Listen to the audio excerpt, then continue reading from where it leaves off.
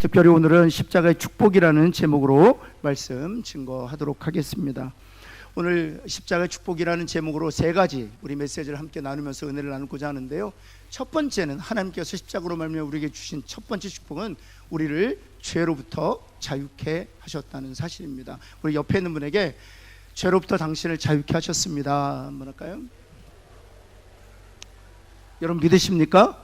예, 죄로부터 우리를 자유케 하셨습니다. 그러면 우리 죄의 결과가 무엇입니까? 죄의 결과에 대해서 로마서 6장 23절에 대해서 성경은 분명히 이와 같이 증거하고 있습니다. 죄의 삭스는 사망이다 하는 것입니다. 죄로 말미암아 하나님과 분리되었고 하나님과 분리된 채 우리는 유한한 인생을 살다가 결국에는 그 유한한 인생을 다 소진되었을 때 죽음에 이르게 되는 것입니다. 따라서 죄의 결과, 죄의 대가, 죄의 삭슨 사망인 것이죠. 그래서 예수님께서 십자가를 지신 이유가 무엇입니까? 예수님께서 십자가를 지신 이유는 바로 이와 같습니다. 로마서 6장 6절 우리가 읽었던 본문인데요. 우리 한번 노란색으로 하이라이트 부분 같이 한번 읽겠습니다. 시작. 십자가에 못 박힌 것은 죄의 몸이 죽어 다시는 우리가 죄에게 종노릇하지 않게 하려 함이라. 죄의 몸이 죽어 죄에게 종노릇하지 않게 하기 위하여 예수님께서 십자가에 못 박히셨다는 사실입니다. 6장 7절에서는 또한 이와 같이 증거하고 있습니다. 같이 한번 읽겠습니다. 시작. 이는 죽은 자가 죄에서 벗어나 의롭다 하심을 얻었음이라. 예수님께서 십자가에 못 박힌 것은 죽은 자가 죄에서 벗어나 무엇을 얻게 하려 하심이라고요? 의롭다 하심을 얻게 하시기 위하여 예수님께서 십자가에 죽으셨다는 사실입니다. 그런데 여기서 우리가 생각해 보아야 할 것이 있다면 여전히 우리가 죄를 짓고 있다는 것입니다. 죄의 종노릇한 데서 벗어나서 더 이상 우리가 죄의 노예로 살지 아니하고 죄로부터 자유한 사람으로 살게 하기 위하여 예수님께서 십자가에 죽으셨다고 하는데 여전히 우리가 죄를 짓고 있는 이유가 있다는 것이죠. 여러분 그것은 무엇입니까? 로마서 7장 19절 말씀을 볼까요? 제가 몇 번 말씀드렸지만 내가 원하는 바 선은 행하지 아니하고 도리어 원하지 아니하는 바 악을 행하는도다. 우리가 의롭게 되었기 때문에 우리가 하나님 나라의 자녀가 되어 거룩한 신분을 소유하게 되었기 때문에 우리가 선을 원하기 시작되었습니다. 여기서 말하는 선이란 하나님의 선을 말하는 것이죠. 하나님의 뜻, 하나님의 계획, 하나님의 말씀을 따라 행하려고 하는 이런 새로운 자아가 우리 가운데 생겨났다는 것입니다. 그런데 도리어 원하지 않는 무엇을 행한다고요? 악을 행한다는 것입니다. 이 새로운 자아가 거듭난 영이 선을 원하고 악을 원하지 않게 되었다는 것입니다. 그러나 원하는 선은 행하지 아니하고 도리어 악을 행하게 되었다는 것이죠. 7장 20절 말씀 볼까요?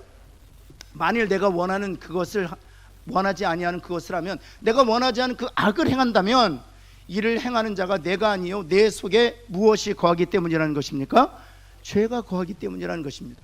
여러분 좀 전에 예수님께 십자가에 못 박히신 것은 죄를 사하시고 죄의 종로로 타는 우리를 자유케 하심이라고 말씀하셨어요. 그래서 죽은 자가 죄에서 벗어나서 의롭게 하시기 위하여 예수님께 죽으셨다라고 말씀하셨습니다. 그런데 여전히 우리 육체 가운데 죄가 있다는 것입니다. 그리고 그 육체 가운데 있는 죄로 말미암아 우리가 원하는 선은 행하지 아니하고 원하지 않는 악을 행한다는 것입니다.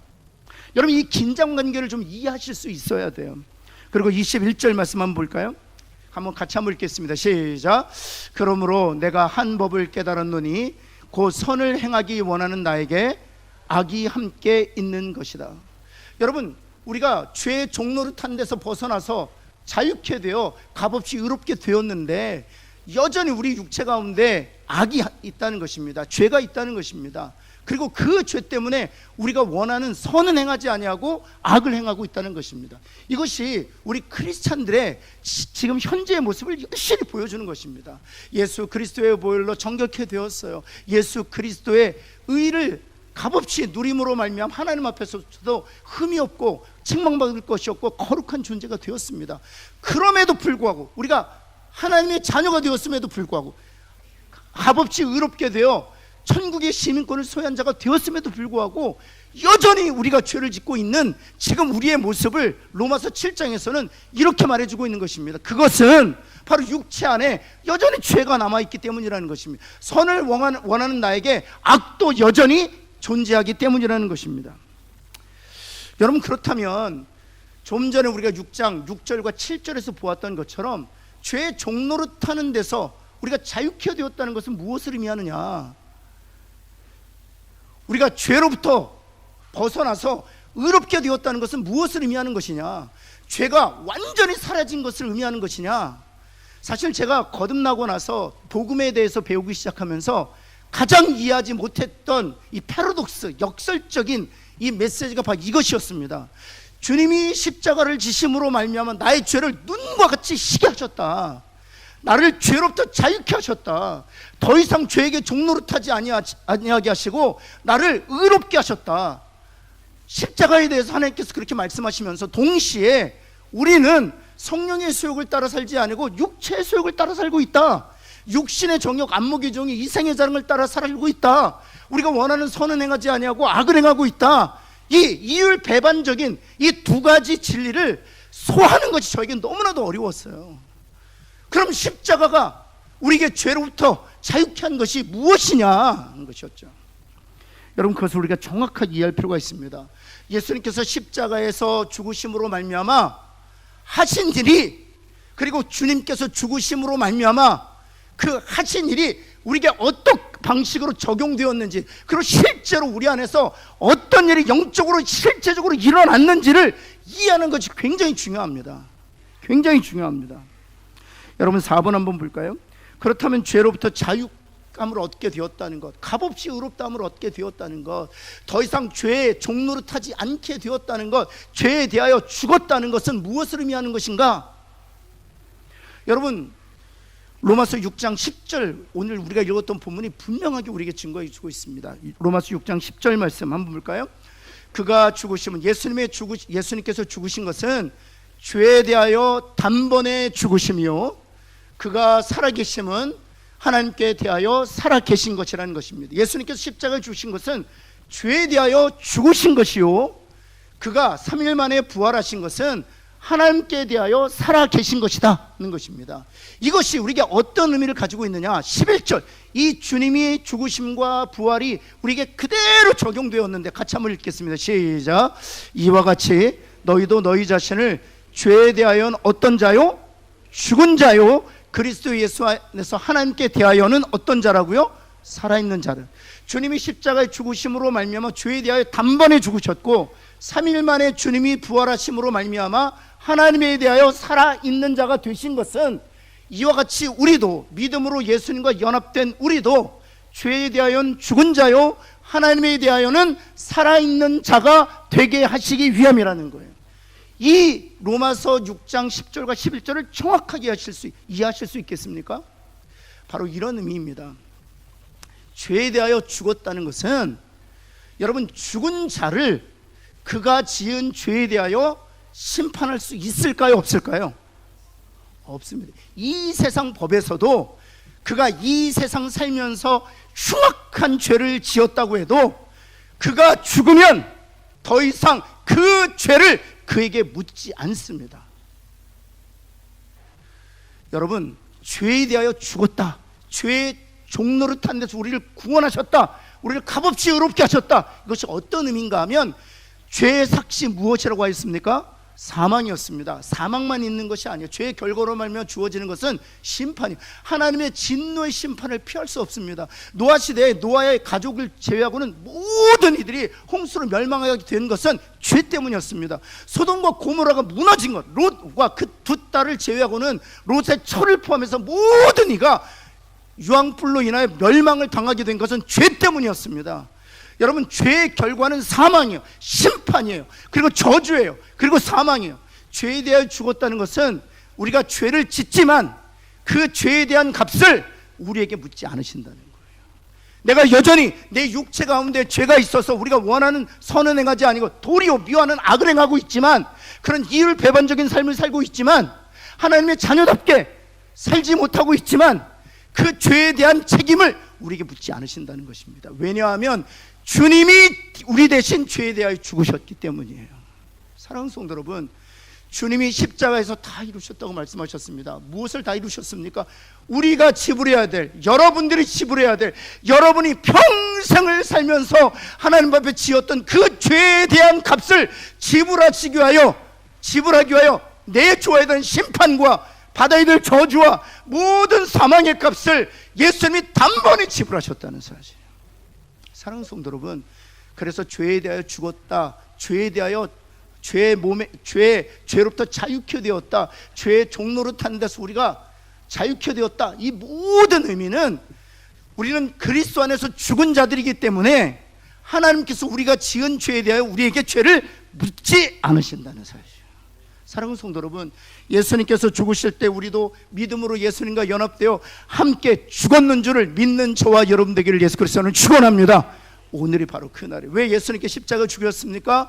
예수님이 죄에 대하여 죽으시고 우리도 믿음으로 말하면 죄에 대하여 죽은 자가 되었기 때문에 죽은 자에 대하여는 더 이상 심판과 저주와 사망의 값을 묻지 않으신다는 사실이에요.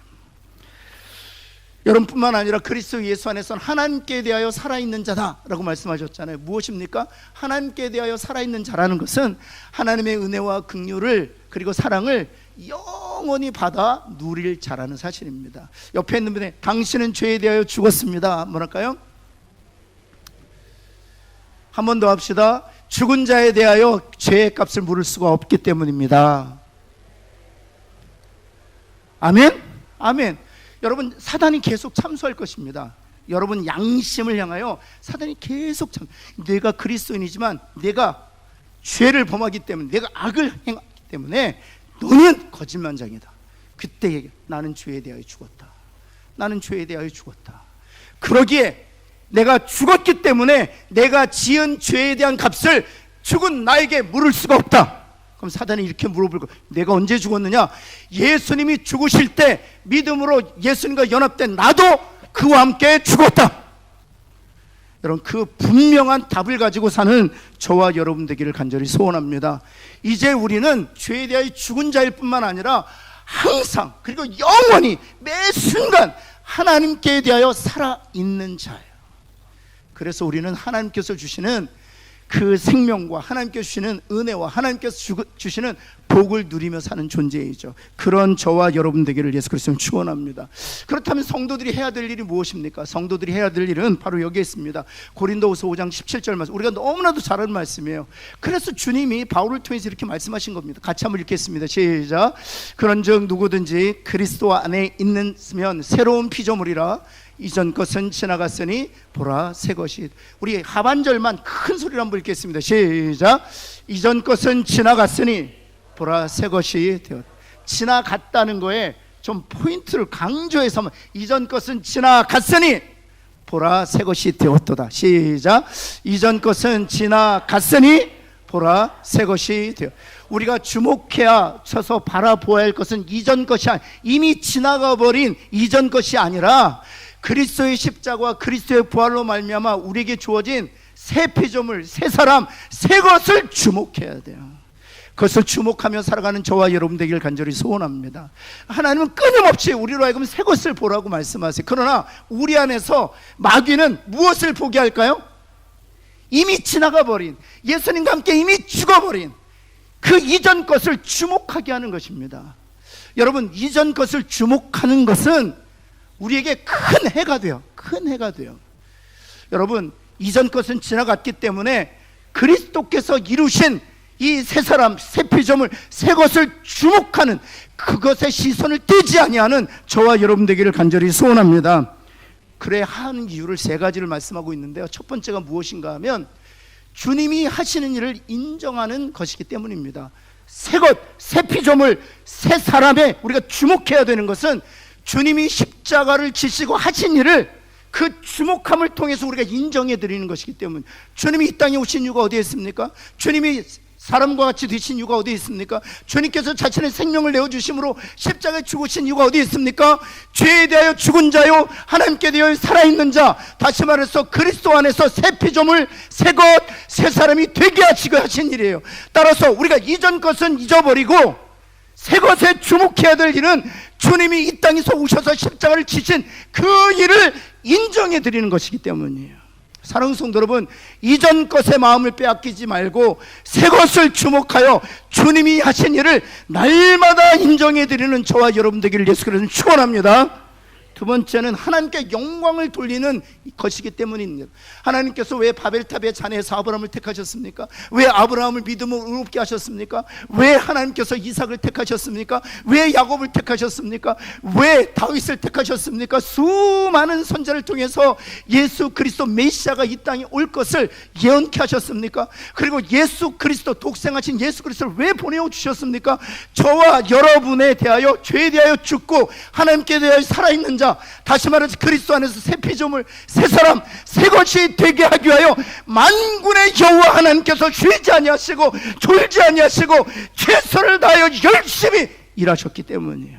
사랑하는 성도 여러분, 이전 것의 마음을 빼앗긴다면 하나님께서 하신 일에 영광을 돌리는데 우리가 실족하게 되는 것입니다. 사랑하는 성도는 마귀가 참소할 때마다 그리스도 안에서 내가 새 피조물 되었다는 그 사실을 기억하고 그 새 것, 새 사람, 새 피조물을 주목하여 그 일을 행하신 하나님께 영광을 돌리는 저와 여러분 되기를 예수 그리스도는 다시 한번 부탁드립니다. 세 번째는요, 그렇게 해야 되는 일은 거룩한 자긍심은 강력한 성화의 동기이기 때문이에요. 나는 그리스도 안에서 새로운 피조물이 되었다. 나는 더 이상 내가 짓는 죄에 대하여 죄값을 내가 지불하지 않아도, 왜냐하면 주님이 다 심판과 저주와 사망의 값을 지불해 주셨기 때문에, 완불해 주셨기 때문에 나는 그리스도 안에서 새 피조물이요 새 사람이 되었다. 이 거룩한 자긍심은 강력한 성화의 동기, 그리스도를 닮아가는 일에 있어서 강력한 동기를 제공하기 때문입니다. 이 자긍심이 있으면 실패해도 툴툴 털고 다시 일어날 수 있어요. 실패하면 이 자긍심이 없잖아요. 그래, 난 원래 그래, 나는 형편없지, 그래 내가 뭘 할 수 있겠어, 그래 예수 그리스도를 닮아가는 일 나한테는 불가능한 일이야, 주님을 닮아가는 일 나는 할 수 없어, 나는 그냥 이 모양 이대로 살래. 그리고 주저앉아 버려요. 절망해. 일어서려고 하지 않아요. 그러나 내가 그리스도 안에서 새로운 피조물이 되었다는 것을 주목하고 그것을 인식하고 그 거룩한 자긍심을 가지고 살면 다시 일어설 수 있어요. 옆에 있는 분에게 괜찮아요, 다시 일어섭시다 한번 할까요? 아멘. 여러분, 배우자에 대한, 우리 자녀들에 대한 이 확신이 있으면 우리 자녀들이 넘어진다고 해도 우리가 이렇게 기도할 수 있습니다. 하나님, 지금 비록 우리 아들이, 우리 딸이 넘어졌지만 하나님께서 그리스도 안에서 새 피조물 되셨기에 반드시 우리 자녀를 그리스도를 닮은 자녀가 되게 하실 것을 내가 믿습니다. 비록 내 배우자가 비록 지금은 실족해 있지만, 절망 가운데 있지만, 죄악의 수렁 가운데 있지만, 그가 그리스도 안에서 죄에 대하여 죽은 자, 하나님께 대하여 살아있는 자이기에 반드시 성령 하나님이 그를 인도하여 주실 줄을 믿습니다. 이렇게 기도할 수 있어요. 아브라함을 보세요. 여러분, 하나님께서 택하셔서 갈대아우르에서 약속의 땅으로 오지 않았습니까? 그런데 기근이 들 때 그가 했던 일이 무엇입니까? 약속의 땅을 떠나는 것이었습니다. 그것도 부족해서 가나안 땅에 가서 자신의 아내를 누이라 속입니다. 자신의 생명을 연장하기 위해서. 하나님께서는 아브라함과 사라를 택하신 것은 아브라함과 사라를 통해서 예수 그리스도를 이 땅에 오게 하시기 위함인데, 그 배우자였던, 그 중요한 구속의 도구였던 아내를 왕에게 넙죽 바칩니다. 여러분뿐만인가요? 하가를 취하기도 하죠. 여러분 인생 가운데에서 실패한 흔적들이 있습니다. 그런데요, 어찌하셨습니까?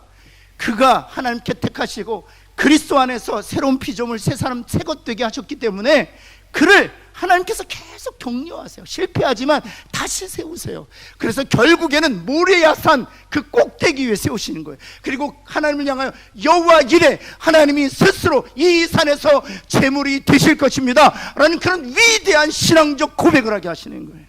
사랑하는 성도 여러분, 우리가 그리스도 안에서 새 피조물이 되었다는 사실은 이 소망을 가지, 비록 지금은 연약해서 넘어지기도 하고 비록 우리의 연약함 때문에 실패하기도 하지만 하나님께서 그리스도의 보혈로 하며 새 사람 되게 하셨기에 반드시 아브라함처럼 우리를 계속해서 세워가실 것이요, 자라게 하실 것이요, 성장케 하셔서 결국 모리아산의 아브라함처럼 우리도 그리스도 안에서 충분하게 주의 역할을 감당하는 그런 신앙의 거목들로 세워가실 줄을 믿습니다.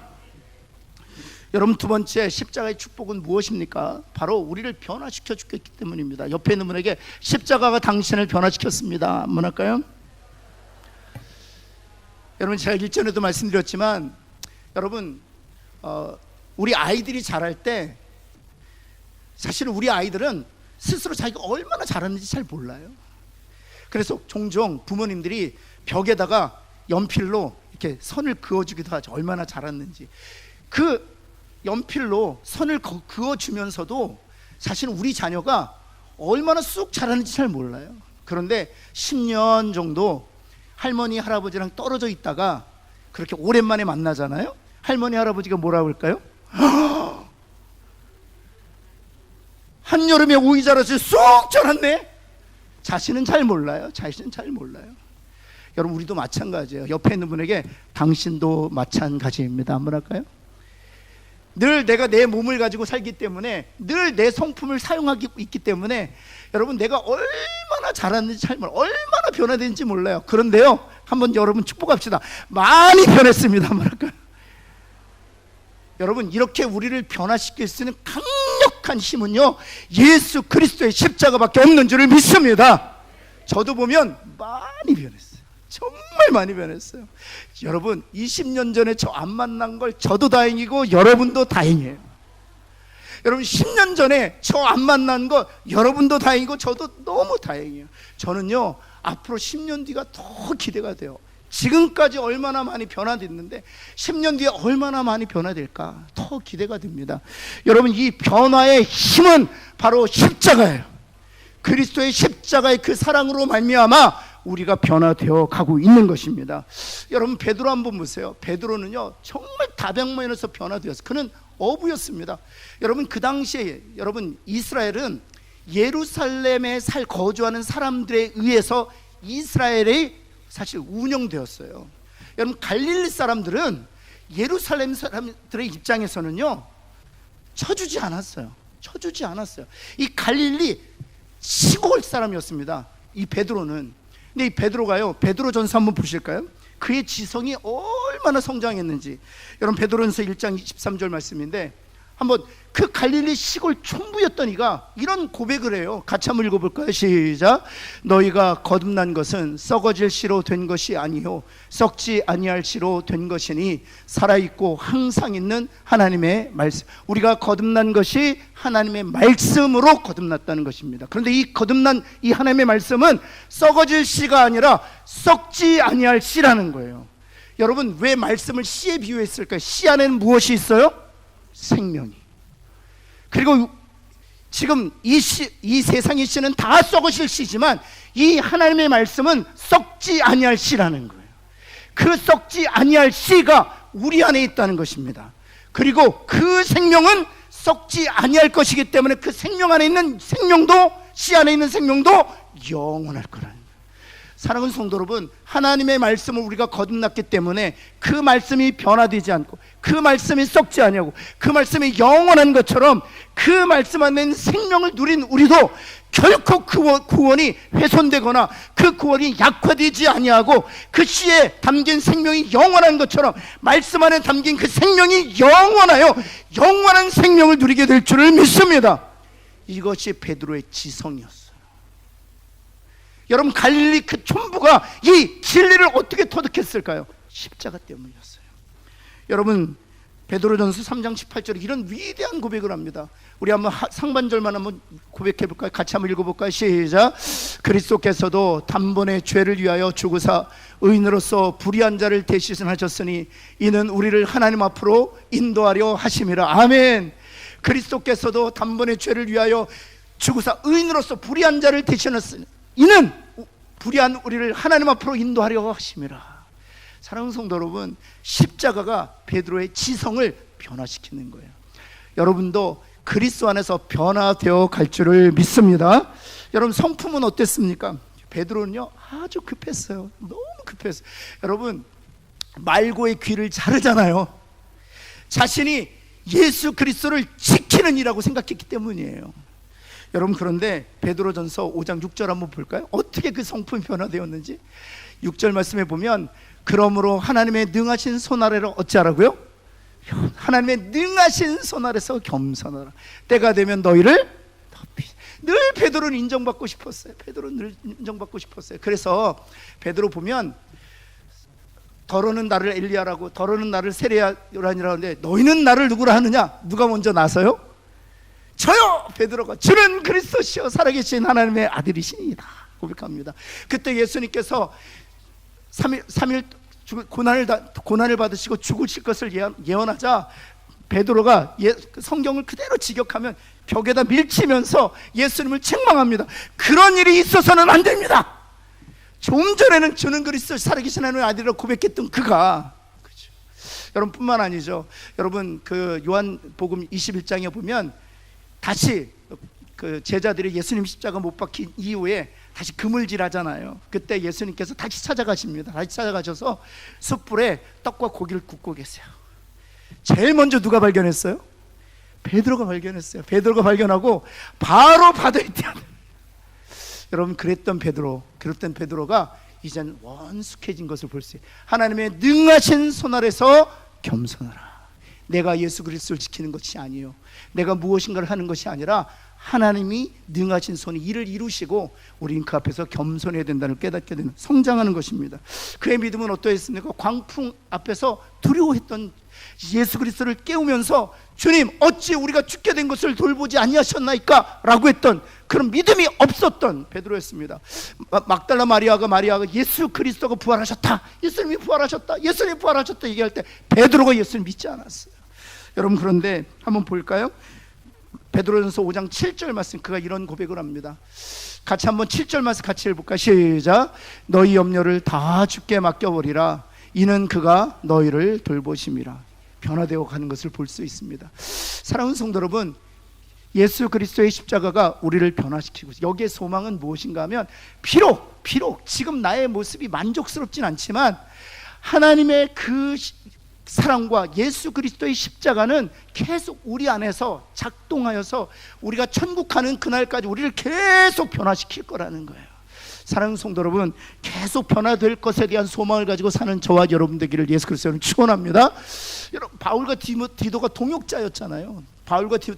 바울은 유대인이었습니다. 그런데 디도는 완전히 헬라인이었어요. 여러분 유대인과 헬라인 이방인이 함께 동역한다는 것은 사실 유대적인 사고방식에서는 불가능한 일이었어요. 이것이 가능했던 일이 어디에 있었습니까? 에베소서 2장 16절 말씀이죠. 같이 한번 읽겠습니다. 시작. 또 십자가로 이들을 한 몸으로 하나님과 화목하게 하려 하심이라. 원수된 것을 무엇으로 소멸하셨다? 아멘. 제가 그 학부 다닐 때 제가 철학을 전공했었는데 정말 친한 친구가 있어요. 김은관 목사라고, 이제 목사가 되었어요. 청주에서 사역하고 있는데 김은관 목사가 늘 하던, 입버릇처럼 하던 게 있어요. 무엇인가 하면 이런 것이었습니다. 예수는 내가 믿고 은혜는 네가 받았다. 이런 얘기 정말 많이 했어요. 한번 옆에 제가 설명은 드리겠지만 한번 합시다. 예수는 내가 믿었고 은혜는 네가 받았다. 한번 할까요? 무슨 뜻이냐면 예수를 믿었기 때문에 너랑 친구하는 거야, 이런 뜻이에요. 예수를 믿었기 때문에 내가 너를 용납하는 거야. 내가 예수를 믿었기 때문에 너를 사랑하는 거야. 예수를 믿었기 때문에 내가 무조건적으로 용서하고 밥 사는 거야. 예수는 내가 믿고 은혜는 네가 받았다. 여러분 바로 이것이 바울과 디모데의 동역 가운데 나타난 것이에요. 예수를 믿었기 때문에 서로 가까이 할 수 없던 그 원수 같았던 사람들이 동역자가 되는 거예요. 복음의 동역자가 되는 거예요. 여러분 옆에 있는 분에게 원수 같은 당신과 내가 동역하는 것은 십자가 때문입니다. 한번 생각해 보세요. 옆에 있는 분 한번 보세요. 십자가가 아니었으면 왜 만나요? 십자가가 아니면 제가 여러분을 만날 이유가 있겠습니까? 십자가가 아니면 제가 부산에 올 일도 없어요. 십자가가 아니면 제가 미국에 갈 일도 없고요. 십자가가 아니면 우리들은 남남이에요. 근데 십자가 때문에 여러분 형제보다 더 가까운 이웃이 됐습니다. 형제가 되었습니다. 자매가 되었어요. 십자가 때문에 우리가 동역자가 되었어요. 십자가 때문이에요. 여러분 이것이 변화예요. 저는 확실하게 믿습니다. 십자가가 분명하기 때문에 우리 교회는 계속 변화될 줄을 믿습니다. 여러분 마지막 세 번째는요, 우리를 사명자가 되게 하셨다는 거예요. 십자가 때문에 우리가 죄 자유케 되었어요. 더 이상 우리가 죄를 짓는데 그 죄에 대한 값을 우리가 지불하지 않아도 돼요. 주님이 다 지불하셨기 때문에. 두 번째는 주님께서 그 십자가를 지심으로 우리를 변화시키셨어요. 그리고 지금도 그 변화가 일어나고 있어요. 앞으로 더 변화될 것이에요. 세 번째, 우리는 사명자가 되게 하셨습니다. 여러분, 우리가 무슨 목적을 가지고 살았었나요? 여러분, 우리는 아무런 목적 없이 살았습니다. 제가 일전에 잠깐 말씀드렸는데, 제가 초등학교 5학년 때 방학 숙제로 선생님이 방학 계획표를 작성해서 벽에다 붙이라고 했어요. 제가 그때 기억하면 세 가지 계획을 했습니다. 내가 실천하자. 먹고 놀고 자자. 그게 저의 방학 계획이었습니다. 근데 생각해 보시면은요, 우리가 사실은 초등학교에 치기 어린 목표지만 사실 포장지 뜯어놓고 보면은요, 사실 다른 목적 없습니다. 여러분, 왜 사십니까? 무엇 때문에 사십니까? 무엇 때문에 그렇게 열심히 일하십니까? 무엇 때문에 그렇게 자녀들을 교육하십니까? 무엇 때문에 그렇게 열심히 달려가십니까? 딱 세 가지입니다. 잘 먹고, 잘 쉬고, 잘 자기 위해서. 여러분, 포장지 뜯어놓고 나면 마지막 하나님 부르실 때는 너무 헛헛한 거예요. 내가 무엇을 위해서 이렇게 열심히 살았지? 내가 무엇을 위해서 그렇게 아웅다웅했지? 내가 무엇을 위해서 그렇게 다른 사람과 관계를 해치면서까지 그렇게 고집불통으로 나를 추종했지? 따지고 보면 먹고 놀고 자는 거예요. 더 이상 거기서 벗어나지 않아요. 그랬던 우리들을 부르셔서 사명을 하나 주셨습니다. 그게 바로 십자가가 준 최대 축복이에요. 우리는 목적 없이 살았던 이들이었습니다. 여러분, 사마리 여인의 목적이 무엇이었습니까? 육신의 정욕이었습니다. 여러분, 바울을 작동시켰던, 바울을 이끌어갔던 그런 동력이 무엇이었습니까? 이생의 자랑이었습니다. 사람들에게 인정받는 것. 여러분, 그런데 십자가를 만나고 나서 사마리 여인이 어떻게 바뀌었습니까? 이렇게 바뀌었습니다. 한번 볼까요? 요한복음 4장 28절 29절 말씀. 여자가 물동이를 버려두었대요. 물동이가 그 여인에게는 너무나도 중요한 것이었습니다. 근데 물동이를 버렸대요. 더 이상 물동이가 필요하지 않았어요. 왜냐하면 그 십자가로 말미암아 영원히 솟아나는 이 샘물을 주님께서 주셨기 때문에. 29절. 그리고 동네로 들어갔대요. 그녀는 동네에 들어갈 수 없었던 여인이에요. 동네의 사람들과 접촉을 끊었던 여인이었습니다. 근데 29절, 내가 행한 모든 일을 내게 말한 사람을 와서 보라. 이는 누구다? 그리스도. 사명을 가지고 살게 되었습니다. 여러분, 바울은 어떻습니까? 고린도전서 15장 10절에서 이런 고백을 하지 않습니까?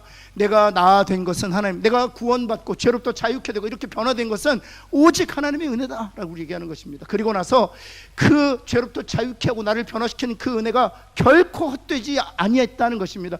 여전히 그 은혜가 내 안에서 작동하고 있다는 것입니다. 그 은혜가 내가 살아가는 동력을 제공하고 있다는 것입니다. 그것이 무엇입니까? 내가 모든 사도보다 더 많이 수고하겠다. 그 은혜가 내가 더 다른 모든 사도 더 수고하도록 그 은혜가 나를 움직였다는 거예요. 사랑하는 성도, 그 은혜가 무슨 은혜입니까? 십자가의 은혜예요. 십자가의 은혜로 말미암아 사도 바울은 순교 당하는 그 순간까지 쉬지 않았어요. 땅 끝까지 이르러 복음의 증인이 되기 위하여 그 사명을 위하여 달려갔어요. 사랑하는 성도 여러분, 그 사명을 더욱 분명히 하는 저와 여러분 되기를 예수 그리스도의 이름으로 축원합니다.